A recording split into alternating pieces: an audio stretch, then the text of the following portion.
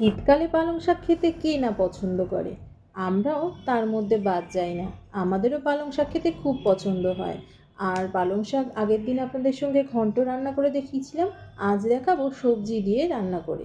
তার জন্য প্রথমে কিছু সবজি কেটে নিয়েছিলাম। আলু, শিম, গাজর, কুমড়ো আর কিছুটা বেগুন। সেগুলো সবজিগুলোকে ভালো করে কেটে ধুয়ে রেখে দিয়েছিলাম। তারপর কড়াইয়ের মধ্যে তেল গরম করে তেজপাতা, শুকনো লঙ্কা, 5 ফোড়নে দিয়ে প্রথমে আলুটাকে হালকা ভেজে নিয়েছিলাম। তারপর বাকি সবজিগুলো দিয়েও সেগুলোকে ভালো করে নাড়াচাড়া করে ভেজে নিয়েছিলাম।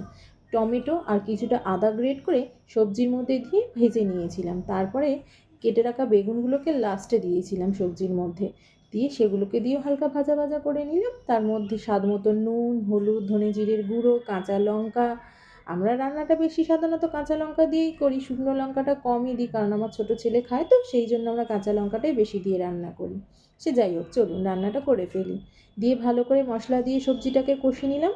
আগের দিন রাতে ভিজিয়ে রাখা ছোলাগুলো ভালো করে দিয়ে সেগুলোকে কষে নিলাম। জানেন তো, ছোলাটা আমার ছেলে রাত্রিরে ভিজিয়ে রেখেছিল, আজকে সবজি রান্না হবে তাই।